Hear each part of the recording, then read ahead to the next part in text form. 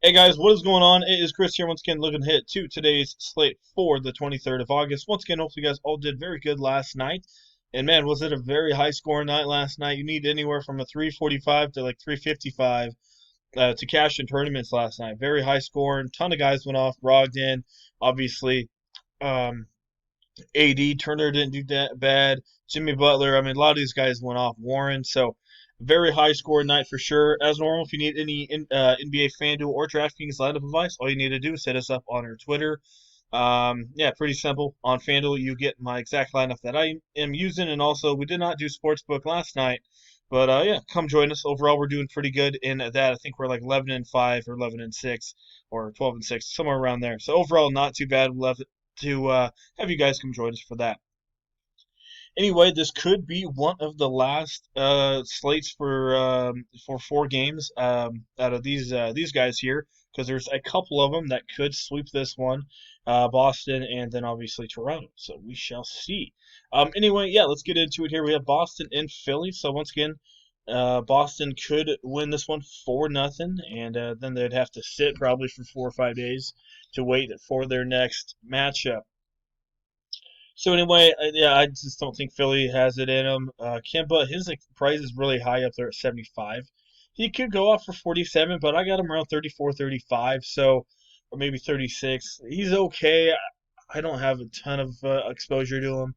Milton could be worth a look in GPP, but I don't have a ton of exposure.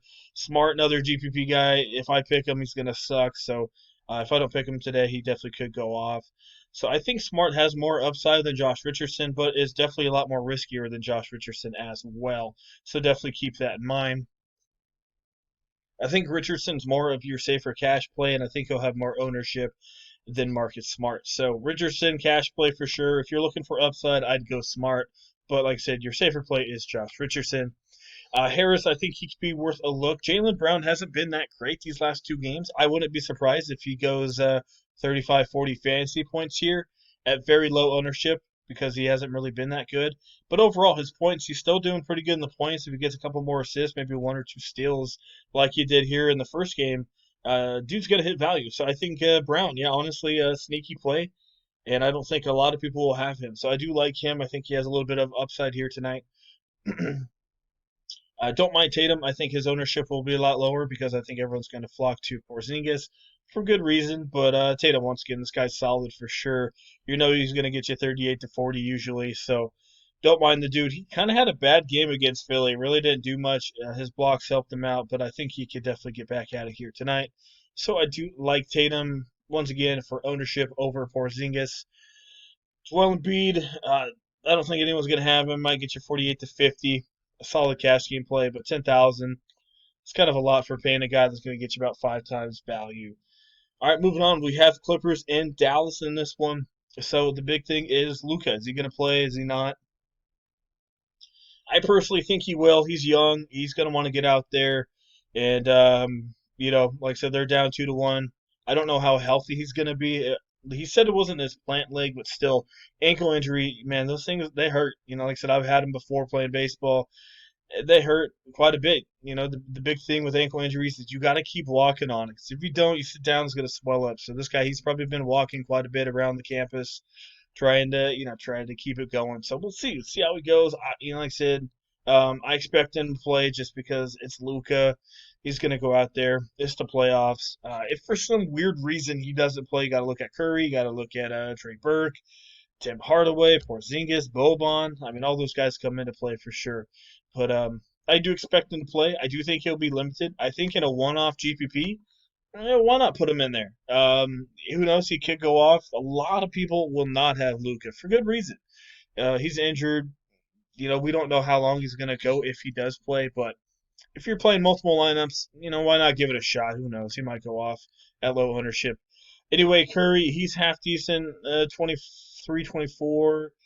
Let me see if Beverly's out. Don't really like these guys too much. Trey Burke could be worth a look if Luca's out, but dude just doesn't play a ton of minutes.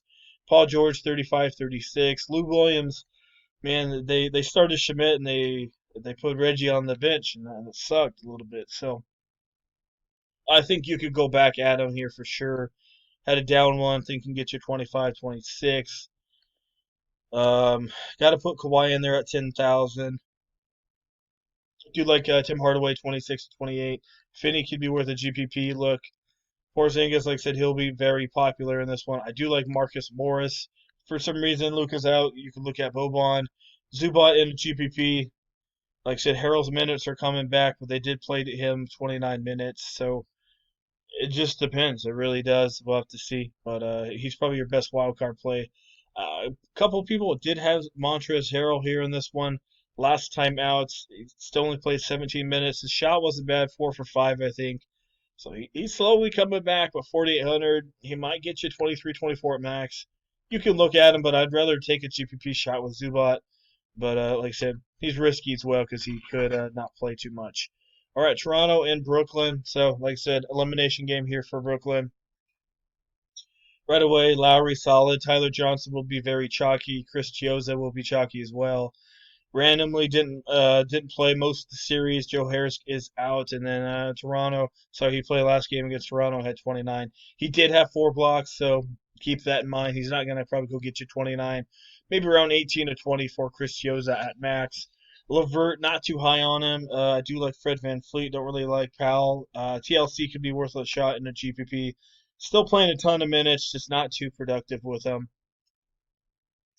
I do like Siakam in GPP as well. Low ownership, everyone's going to flock to Kawhi, so you could put one or two with Siakam. Temple could have a bounce back at low ownership as well. I think a lot of these Brooklyn guys go low owned because everyone's just pissed off at them that they screwed them last time out. So don't mind going back to the well on some of these Brooklyn guys. Ibaka 6.2 is a little much for me, but definitely 40-point potential. And Allen, he's okay, but 7,400 kind of priced exactly where he's going to score. All right, Denver, Utah. I think this one's going to be good. Denver's pissed off. Malone wasn't too happy last time. They got absolutely destroyed. So, yeah, I mean, Denver's defense ain't that great, but like I said, I think they come out with a fiery passion here. I think they're pissed and I think they'll score. I think Murray could be with a look 34-35 in this one. Conley, 29-30 is what I got him at. Mitchell could be very solid in this one if it's a close, high scoring game. Clarkson, I like him. Porter could be a bounce back candidate, but also, like I said, they took him out because of his defense was absolute crap. So we'll see. If his defense ain't good, they'll probably bench him again. But they might need his offense though for sure. So we'll see. I think he can be worth a look into GPP, and don't mind Jokic or Rudy Gobert as well. I like Jokic's price at 9,200 for sure. So I'm gonna go Jokic here. I like him. I think you kind of have to spend up on center. If not, probably go down like I said to Zubat or Harrell. Power forward position. It could be hard to get Porzingis in there, but I think you could go Porzingis, Marcus Morris here. And then this area here, not too good either. I do like Tim Hardaway, but if you can't get him, you can go OG. I do like Kawhi Leonard quite a bit for obvious reasons. And then if you can't get Fred, I don't mind Richardson Clarkson combo. I mean, you could definitely spend up for sure. And then you got 5,700. I guess go Tyler, and that gives you Mike Conley, something like that. Uh, that's not too bad. I'm not a big fan of OG though. You could maybe change out OG and do you have any extra money to get up to anybody? No, but if you had the extra money, if you can find a way, Tim Hardaway would be the best option there. If you don't want to go Jokic, you can't afford him. I do like Rudy Gobert. Opens up a little bit of salary for you. If you go that way, that gives you 800 left over. Doesn't really give you anybody to really get up to though. I guess you can't even get Brown in there.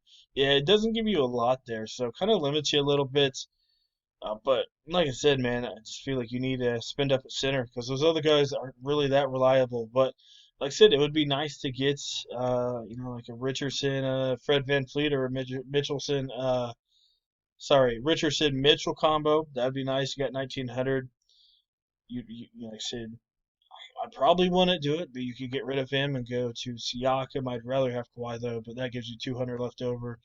Something like that. That's still a pretty solid lineup. So that's kind of what we got going on as normal, guys. If you enjoyed the video, leave a like. I do appreciate it quite a bit. Thank you for the support recently. And like I said, if you are new here, hit that sub button. We will be doing NBA Fanduel advice videos almost every single day. And as normal, if you need any help on NBA Fanduel or DraftKings lineup advice, let us know. Message us on our Twitter. That will be down there in the comment section below. And also hit us up for Sportsbook as well. So that is it. Hopefully, guys, have a good day. We'll see how it goes. Hopefully, we'll see what's going on with Luka. That's the big news of the day, and I think that's supposed to be it. So, all right, guys, thanks for watching. Do appreciate you guys, and we'll see you guys a little bit later on.